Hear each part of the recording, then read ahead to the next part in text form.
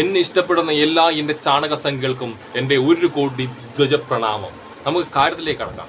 നമ്മുടെ എല്ലാ മാനം കാത്തുകൊണ്ട്, നമ്മളെ ചാണക സംഖ്യയുടെ മാനം കാത്തുകൊണ്ട് നമ്മുടെ ഗോപാലകൃഷ്ണൻജി, ഒട്ടകം ഗോപാലൻജി ഇന്നലെ CPM ശ്രീമന്ത ടീച്ചറോട് മാപ്പ് പറഞ്ഞു.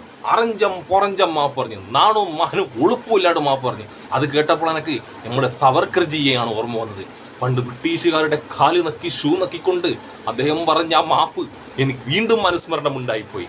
പക്ഷേ ഈ മാപ്പിനെ നമ്മളെ കമ്മികളും സുഡാപ്പികളും കൊങ്ങികളും കൂടിയിട്ട് നാണം കെടുത്താൻ തുടങ്ങിയപ്പം നമ്മൾ ഒട്ടകം ഗോപാൽജി നമ്മളെ സംരക്ഷിക്കാൻ വേണ്ടി ഒരു ഉടായ്പ നടത്തി.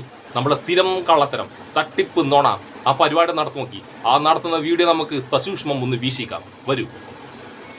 സ്ത്രീയുടെ കണ്ണുനീർ ഏത് കാരണവശാലും, ഏത് രാഷ്ട്രീയ കാരണവശാലും വീഴാൻ പാടില്ല എന്ന് എന്നെ പഠിപ്പിച്ച രാഷ്ട്രീയത്തിന്റെ ഒരു പ്രതിധ്വനിയാണ് എൻ്റെ ഖേദം. അത് കോടതി പറഞ്ഞിട്ടല്ല, ടീച്ചർ കരഞ്ഞുകൊണ്ടാണ് എന്നോട് പറഞ്ഞത്. അല്ലാതെ കേസുമില്ല, കേസ് നടത്തിയിട്ടുമില്ല, ഇതുവരെ കേസിന്റെ ഒരു പ്രൊസീഡിങ്സ് ആരംഭിച്ചിട്ടില്ല. ഗോപാലകൃഷ്ണൻജി പറഞ്ഞത് കേട്ടോ. എന്ത് തട്ടിപ്പ് പറഞ്ഞാലും, എന്ത് ഉടായ്പ പറഞ്ഞാലും നമ്മളെ കള്ളത്തരം പിടിക്കപ്പെടാതിരിക്കാൻ വേണ്ടി ശ്രമിക്കുന്ന നമ്മളെ പ്രസ്ഥാനം ഉണ്ടല്ല, നമ്മുടെ പ്രസ്ഥാനത്തിന്റെ വാക്ക് ശിരസാ വഹിച്ച ആ ഗോപാലൻജിയെ ഞാൻ സ്മരിക്കുകയാണ്. പക്ഷെ എന്നെ ഒരുപാട് വേദനിപ്പിച്ചത് നമ്മൾ കണ്ണിലെ കൃഷ്ണമണി പോലെ കൊണ്ടുകിടന്ന, താഴെ വെച്ചാൽ ഉറുമ്പരിക്കും തലയിൽ വെച്ചാൽ പേനരിക്കും എന്നും പറഞ്ഞ് കൊണ്ടുകിടന്ന നമ്മൾ റിപ്പോർട്ടർ ചാനലിലെ സുജിയ പാർവതിയില്ലേ, നമ്മുടെ സംഖ്യബൽ, നമ്മുടെ ബലം, ആ സ്ത്രീ ഇന്നലെ നമ്മുടെ നെഞ്ചത്തൊന്ന് കുത്തിയ കാര്യം നിങ്ങൾ അറിഞ്ഞോ? എത്ര വേദനിച്ചെന്നറിയോ? നോക്കൂ, ആ സ്ത്രീ, ആ കുലസ്ത്രീ പറയുന്ന വാക്കുകൾ നിങ്ങൾ കേൾക്കൂ.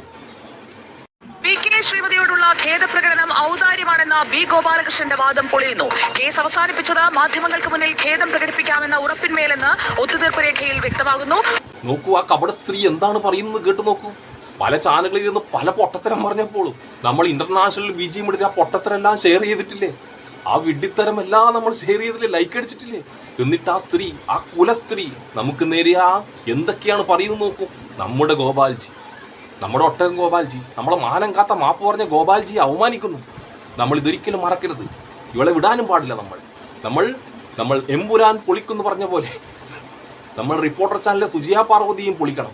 കാരണം നമ്മുടെ മാപ്പ്, നമ്മുടെ ഐക്കോണിക് മാപ്പ്, നമ്മൾ ഇനിയും പറയാൻ കിടക്കുന്ന, 1000 തവണ പറയാൻ കിടക്കുന്ന, നമ്മൾ സവർക്കർജി നമ്മളെ പഠിപ്പിച്ച മാപ്പ്, ആ മാപ്പിനെയാണ് ആ സുജിയ പാർവതി കളിയാക്കിയത്. വിട്ടുകൊടുക്കാൻ പാടില്ല.